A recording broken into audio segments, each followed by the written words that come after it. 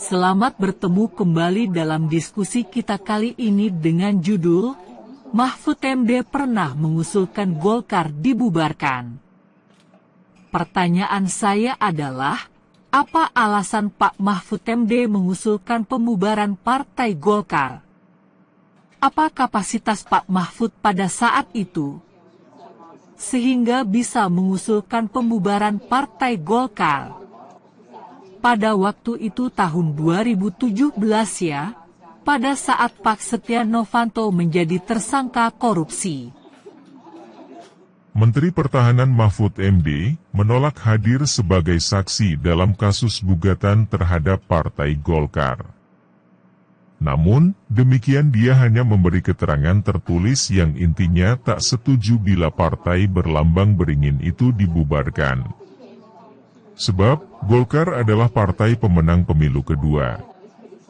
Sedianya, sidang gugatan terhadap Golkar di Mahkamah Agung akan meminta kesaksian Mahfud. Kesaksian itu penting untuk mengungkap dugaan penggunaan dana budgeter Badan Urusan Logistik senilai 90 miliar rupiah oleh Golkar dalam pemilihan umum tahun 1999. Pasalnya Mahfud pernah mengungkapkan dugaan penyimpangan dana tersebut dari Rizal Ramli ketika masih menjabat Menteri Koordinator Bidang Perekonomian. Pakar Hukum Tata Negara Mahfud MD tidak mempermasalahkan sikap Partai Golkar yang mempertahankan Setia Novanto sebagai Ketua Umum Partai berlambang beringin tersebut. Namun, Mahfud menyesalkan Partai Golkar yang masih mempertahankan Setia Novanto sebagai Ketua Dewan Perwakilan Rakyat. Mahfud mengatakan, adalah hak pengurus Partai Golkar untuk mempertahankan tersangka kasus dugaan korupsi proyek E-KTP itu sebagai Ketua Umum mereka. Hal tersebut tidak berdampak langsung kepada masyarakat luas. Saya tidak ikut-ikutan. Mau Golkar jungkir balik boleh, mau bubar juga boleh, kata Mahfud.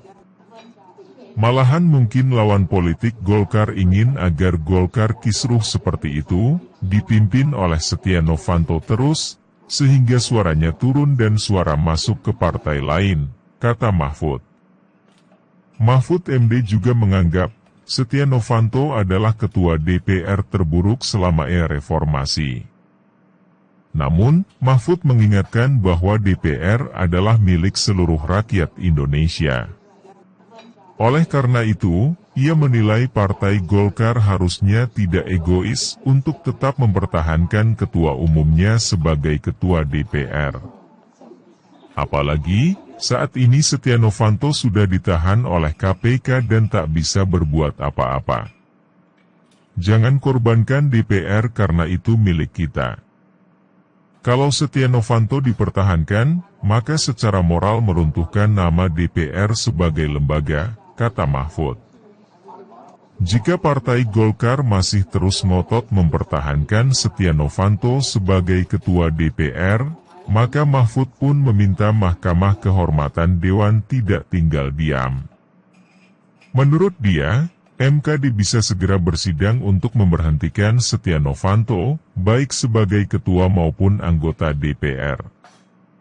MKD bisa merekomendasi pemberhentian secepatnya. Tidak usah menunggu putusan hukum, ucap mantan Ketua Mahkamah Konstitusi ini. Rapat pleno DPP Partai Golkar, tanggal 21 November 2017 memutuskan mempertahankan Setia Novanto baik sebagai Ketua Umum Golkar ataupun Ketua DPR. Partai Golkar akan menunggu hingga adanya putusan pra-peradilan yang diajukan Setia Novanto. Keputusan ini sesuai surat yang ditulis Setia Novanto dari dalam tahanan dan ditujukan ke pimpinan DPR serta DPP Golkar. Ketua MKD Sufmi Dasko Ahmad menegaskan bahwa pihaknya adalah lembaga yang independen dan tak akan diintervensi dengan surat dari Setia Novanto. Namun MKD hingga kini belum memulai sidang terhadap Setia Novanto karena beralasan menunggu rapat konsultasi dengan pimpinan fraksi. Mahfud MD, Pakar hukum tata negara sekaligus mantan Ketua Mahkamah Konstitusi menilai pembantaran penahanan Ketua DPR oleh KPK sudah tepat. Permasalahan ini yang mungkin diartikan sebagai usulan Pak Mahfud MD untuk membubarkan Partai Golkar. Gonjang-ganjing ini sempat dikomentari oleh salah satu elit Golkar, Ali Mohtar Ngabalin. Apa isi komentar politisi Golkar ini, Pak? Apakah ada pembelaan mengenai jabatan Setia Novanto sebagai Ketua DPR? Atau mungkin ada masalah lain yang berhubungan dengan penetapan Setia Novanto sebagai tersangka dugaan korupsi pengadaan paket e-KTP dan telah ditahan? Apakah berkenaan dengan rapat pleno Partai Golkar sebelumnya, yang menyatakan, keputusan soal posisi Novanto akan ditentukan setelah proses pra-peradilan? Politisi Partai Golkar Ali Mohtar Ngabalin meminta semua kader Partai Golkar tidak terus-terusan mendesak digelarnya musyawarah nasional luar biasa untuk mengganti posisi Ketua Umum yang saat ini dijabat Setia Novanto. Diketahui, Setia Novanto ditetapkan sebagai tersangka dugaan korupsi pengadaan paket e-KTP dan telah ditahan. Rapat pleno Partai Golkar sebelumnya menyatakan, keputusan soal posisi Setia Novanto akan ditentukan setelah proses pra-peradilan. Ali mengimbau kader partainya agar menghormati keputusan tersebut. Bersabar sedikit, jangan ada yang terburu-buru. Cepat atau lambat ini barang akan selesai, ujar Ali di Mabes Polri, Jakarta. Setia Novanto yang tak tergoyahkan versus Golkar yang hampir kiamat. Ali mengatakan, ada sisa waktu 2 minggu ke depan untuk menanti keputusan yang akan diambil untuk masa depan Partai Golkar. Menurut dia, saat ini azas praduga tak bersalah harus dikedepankan. Di samping itu, dalam anggaran dasar dan anggaran rumah tangga Partai Golkar disebutkan bahwa kader partai, termasuk pimpinan diberhentikan dari jabatannya jika kasusnya sudah berkekuatan hukum tetap. Makanya saya bilang, sebagai kader partai, sebagai pengurus, mereka harus tunduk pada semua ketetapan organisasi, kata Ali. Deddy Mulyadi mengatakan, kalau tidak munaslup, Golkar akan kiamat. Menurut Ali, sebaiknya ada komunikasi yang cair dengan Setia Novanto dalam membahas dinamika Partai Golkar terkait kasus yang menjeratnya. Siapa tahu, Setia Novanto bisa legowo melepaskan jabatannya dan fokus pada proses hukumnya. Ajaklah bicara baik-baik dengan beliau, sentuh hatinya. Tidak mustahil beliau akan katakan dengan kesadaran dirinya untuk berhenti dan persilahkan teman-teman lain memimpin partai ini, kata Ali. Kedatangan Setia Novanto ke KPK untuk menjalani pemeriksaan perdana sebagai tersangka kasus korupsi proyek e-KTP. Ali berencana menjenguk Setia Novanto di rumah tahanan KPK. Jika diperbolehkan bertemu, Ali akan menyampaikan pemikirannya mengenai partai dan masukan soal langkah ke depannya. Apalagi partai tengah disibukkan dengan urusan pemilihan kepala daerah serentak tahun 2018. Saya bukan subordinat siapapun di DPP Golkar. Saya ingin datang sebagai warna untuk pembelajaran politik menggunakan moral. Orang tidak boleh menggunakan kekuasaannya untuk merampok, mencuri, mengkapitalisasikan pangkat dan jabatannya, kata Ali. Rapat pleno Golkar, pada tanggal 21 November 2017, menetapkan Idrus Marham sebagai pelaksana tugas Ketua Umum Golkar setelah Setia Novanto ditahan Komisi Pemberantasan Korupsi. Setia Novanto bersama sejumlah pihak diduga menguntungkan diri sendiri, orang lain, atau korporasi. Ia juga diduga menyalahgunakan kewenangan dan jabatan saat menjabat ketua fraksi Partai Golkar. Akibat perbuatannya bersama sejumlah pihak tersebut, negara diduga dirugikan 2,3 triliun rupiah pada proyek 5,9 triliun rupiah tersebut.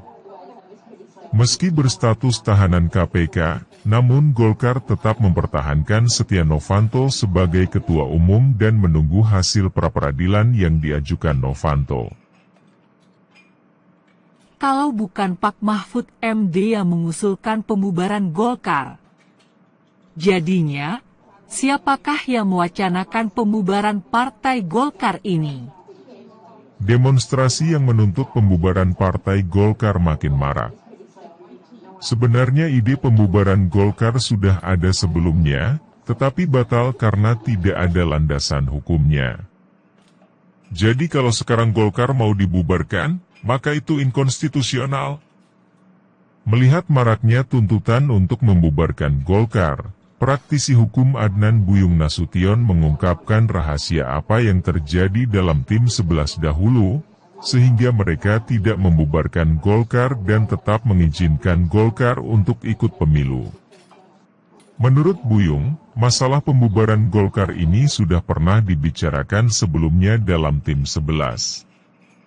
Tim 11 adalah tim yang menyeleksi partai-partai politik yang boleh mengikuti pemilu sebelum adanya Komisi Pemilihan Umum.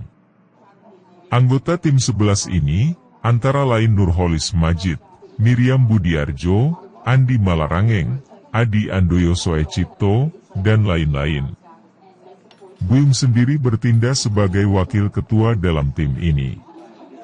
Buyung menjelaskan bahwa pada saat itu ada 2 orang dalam tim tersebut yang mengusulkan agar Golkar dibubarkan, yaitu Adi Andoyo dan Buyung sendiri.